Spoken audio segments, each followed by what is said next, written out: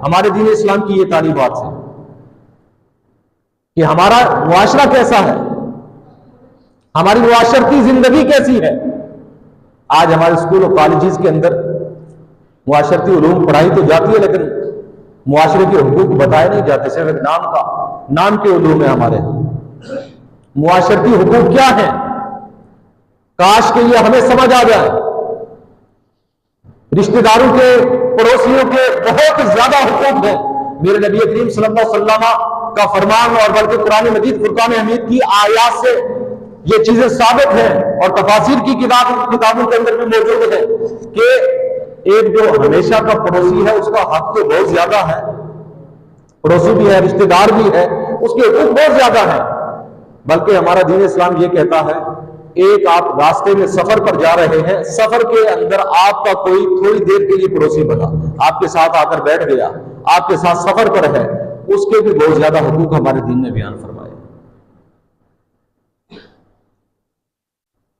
लेकिन आज हम बहुत अच्छे मुसलमान हैं, मुआशरे के अंदर हर एक शख्स, मैं हूं तो मैं कहता हूं कि मुआशरे के अंदर मैं सबसे बड़ा अच्छा हूं। हर शख्स का ज़हन ये है कि मैं जी मुआशरे के अंदर मेरी बहुत अच्छी जिंदगी गुजर रही है। लेकिन कभी सोचा है, कभी ये देखा है कि हम अगर कुरान और हदीस के मुताबिक क्या हमारी वाकई जिंदगी अच्छी है? क्या मेरी जिंदगी ऐसी गुजर रही है कि मेरे फौत हो जाने के बाद मेरे रिश्तेदार, मेरे पड़ोसी, मेरी बस्ती के लोग क्या मुझे अच्छे लफ्जों में याद करेंगे? जिंदगी ऐसे अंदाज में गुजार के जाए कि हमारा दीन इस्लाम ये कहता है कि जब तुम दुनिया से जाओ, अगर दुनिया के लोग, तुम्हारे करीबी रिश्तेदार, तुम्हारे पड़ोसी अगर तुम्हें अच्छे अल्फाजों में याद करें तो अल्लाह ताला तुम्हारे गुनाहों को भी माफ कर देगा और तुम्हें जन्नत अता फरमाएगा। हमारे यहां होता क्या है, अगर कोई शख्स फौत हो जाए तो अक्सर लोग तो खुश होते हैं कि जी जान छूटी है, पूरी बस्ती की नाक में दम करके रखा हुआ था इसने, पूरी बस्ती को जलील करके रखा हुआ था इसने।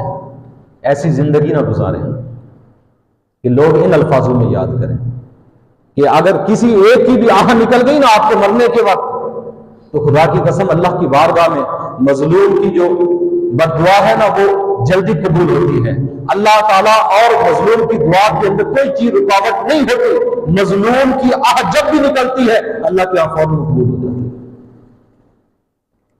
इसलिए अपने मुआशरे के हुकूक को पहचाने, सबसे पहले अपने करीबी रिश्तेदार, और रिश्तेदारों के अंदर भी जिसका जो रिश्ता ज्यादा अहम है उसका पहला हक है। आज हमारे यहां क्या होता है जी, बतरा देना है जी, सुखा है, न्याज देनी है जी, चलते हैं जी फुला मुजार पर और पटारा देकर आते हैं, वहां गए, यार दोस्तों को बुला लिया, खा पी के आ गए। अपना ही भाई है, अपने ही करीबी घर में, अपने ही बसाओकात बच्चे भूखे होते हैं, कभी उन्होंने बकरे का गोश्त नहीं खाया, लेकिन हम जाकर किसी और को देकर आते हैं। चाहे आपका नफली सदका है या आपका वाजिबी सदका है, सबसे पहले हकदार आपके सदके के आपके अपने घर वाले हैं, आपके अपने करीबी रिश्तेदार हैं। ज़कात के वो तफसीली बात आएगी बाद में इंशाल्लाह। ज़कात के जो उसूल व फुरू है, ज़कात इनको नहीं लगती उसूल व फुरू को, यानी जिसमें से आप पैदा हुए हैं, जिनको आपने पैदा किया, ये उसूल व फुरू होते हैं, इनको ज़कात नहीं लगती। बाकी नफली सदका जो होता है सबसे पहले वो अपने घर वाले, अपने बीवी, अपने बच्चे हकदार हैं कि आप अपने ही बीवी बच्चों को सबसे पहले उन्हें खिलाएं पिलाएं। हाँ, इसके बाद अगर आपको इतनी वुसात है तो फिर आप किसी और को भी खिला सकते हैं, सदका दे सकते हैं।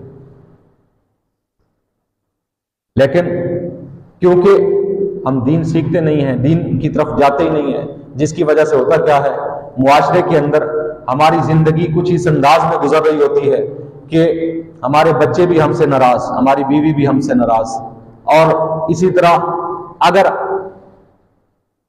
हम वालिद हैं तो औलाद नाराज है, औलाद से वालिदैन नाराज हैं, बीवी शौहर से, शौहर बीवी से, भाई भाई से नाराज हुए हैं, और कई अरसे तक बातचीत खत्म हो जाती है।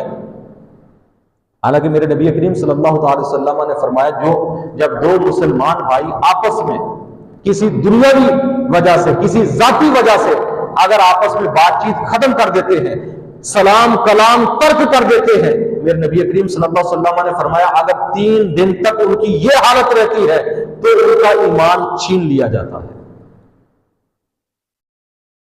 यानी 3 दिन से ज्यादा बातचीत अपने रिश्तेदार से, अपने मुसलमान भाई से तर्क करके रखना कि जब आपस में मिले कभी एक का मुंह इधर हो जाए, एक का उधर हो जाए, ना सलाम हो ना कोई बातचीत हो।